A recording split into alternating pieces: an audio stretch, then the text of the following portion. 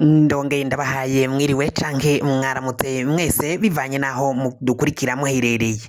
Mwese mudukurikira muherereye mu bihugu vy'amakungu ya kure, cane cane badukurikira muherereye ngaho ku mugabane w'abanyamerika, mu bihugu bitandukanye vyo kuri uyo mugabane, abari ngaho muri leta zunze ubumwe z'abanyamerika, abari muri Venezuela, abari ngaho muri Canada, abari irya nino ku mugabane w'abanyaburaya, mu bihugu bitandukanye, Ubudagi, Ubwongereza, Ububirigi,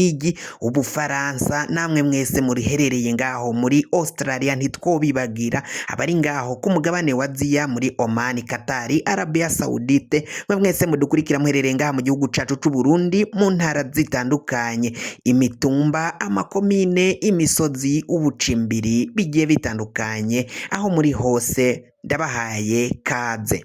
Fyonda subscribe niba ukoresha ururimi rw'icongereza canke niba ukoresha ururimi rw'igifaransa, fyonda sabone, hama uca uja ngaha iburyo ufyonde no kwako kantu kameze nk'agakengeri, hama amakuru n'ibiganiro tubashikiriza bizaje biragushikira umwanya ku mwanya.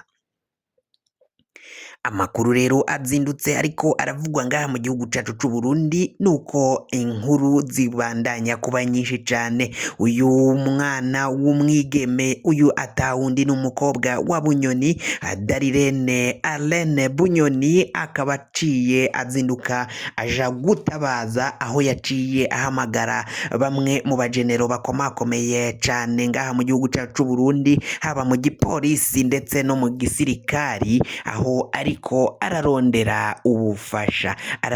ubufasha bwo gufasha umuvyeyi wiwe, kuko ibintu bibandanya kuba bibi cane ngaha mu gihugu cacu Burundi, mu nyuma yaho umuvyeyi wiwe Alain Guillaume Bunyoni atawe muri yompi, atawe mu mvuto n'ubutegetsi bwa Gitega, ariko kuri ubu ngubu akaba ata muryango n'umwe yari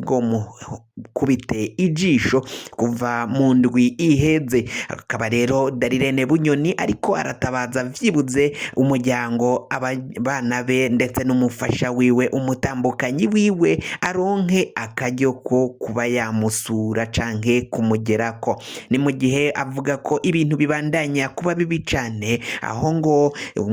utwara CNDH ariwe yaciye aja muhira kwa Bunyoni kuraba impuzu zo guhindura bivanye nuko izo yafashwe yambaye atagomba kuba arizo agumana, kandi ngo utwara umugwi wa CNDH akaba ataraciye avuga aho Bunyoni yoba apfungiye. Kugeza amangaya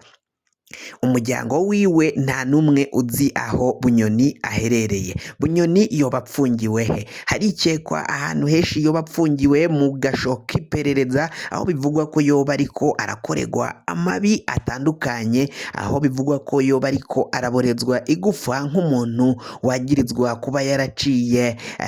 gerageza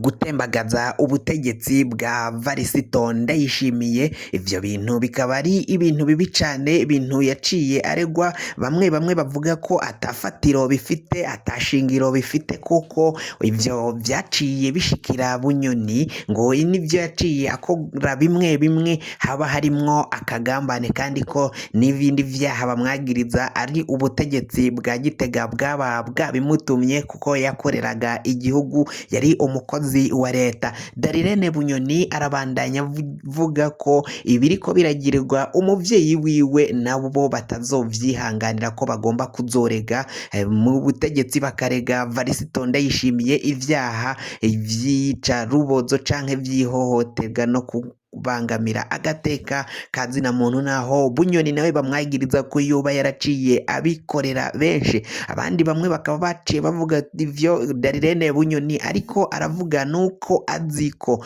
umuvyeyi wiwe nawe yabigiririye abandi batari bakenya, baciye batabakomoka, abandi bakicwa, abandi bakabugwa irengero, abandi bagatogwa ibiziga ijya nino mu nzuzi no mu mashamba, kandi ngo ivyo vyose vyaciye bigirwa na na Generali Alain Guillaume Bunyoni ubwo yari CPC w'igipolisi atwara igipolisi ari komiseri w'igipolisi ngaha mu gihugu c'u Burundi, aho rero amabi atandukanye yaravuzwe, ayaciye avugwamo n'ibindi bihangange. Rero Bunyoni kuri ubu ngubu akaba ata muntu n'umwe yoba azi aho yaciye ajanwa gupfungirwa, bikaba